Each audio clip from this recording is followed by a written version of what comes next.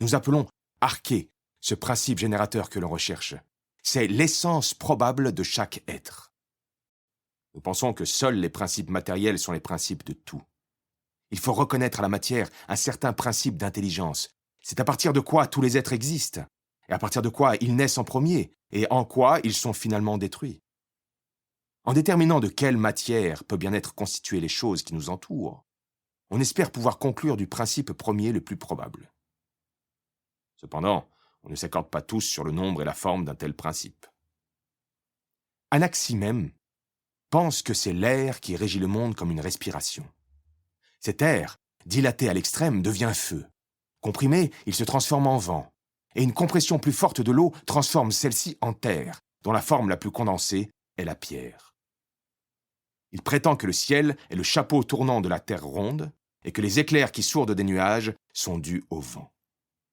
Pour Anaximandre, qui va plus loin, le premier principe est l'illimité. Les choses retournent à ce dont elles sont sorties. Dans l'infini des mondes, notre terre fut engendrée. Elle porte en elle le chaud et le froid et fait partie de l'infini. La pluie qui nous vient est produite par l'humidité pompée de la terre par le soleil. Il dit aussi que c'est au sein d'animaux marins que sont nés les premiers embryons d'hommes. Quand ils le purent, ils sortirent de l'eau et prirent pied sur terre. Il n'y a aucune preuve de cela. Cependant, je suis persuadé, moi aussi, que l'homme est né de l'humide. Pour moi, le principe générateur, l'arché, c'est l'eau. Et seulement l'eau. L'eau est la cause matérielle de toute chose, d'où procèdent les autres éléments, l'air, le feu et la terre. J'ai étudié les saisons, les mouvements des étoiles, le grondement de la foudre, le grossissement de la lune à son lever. L'eau est le plus parfait principe vital.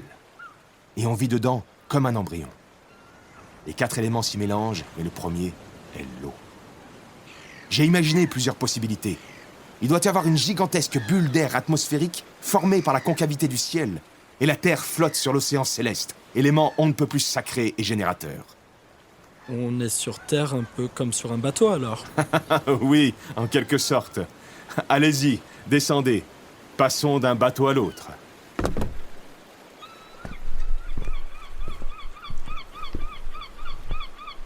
Pourquoi vous choisissez l'eau, vous? Ça paraît assez arbitraire. C'est pas plus rationnel qu'une autre idée, il me semble. Je pourrais bien choisir le feu et construire simplement par-dessus un argumentaire qui tient la route. La raison de ce choix me vient de l'importance de celle-ci dans la croissance et la nutrition des choses vivantes, de son rôle central dans le quotidien des Milésiens, et des observations que j'ai faites quant à l'importance du Nil et des autres fleuves, qui sont souvent des objets de culte. Ne voyez-vous pas aussi que les semences, les germes de toutes choses, ont une nature humide, et que l'eau est, pour les choses humides, le principe de leur nature? Or, ce à partir de quoi il y a génération, est bien le principe de tout. Comment vous expliquez les autres éléments à partir de l'eau? Il me semble que la terre n'est que de l'eau condensée, l'air pourrait bien être de l'eau raréfiée, et le feu est son opposé, le chaud sur qui elle l'emporte et qui participe à ces changements.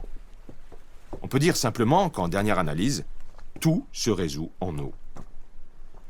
Je crois que la Terre est un disque plat au centre de la sphère du monde et qu'elle flotte elle-même sur l'eau.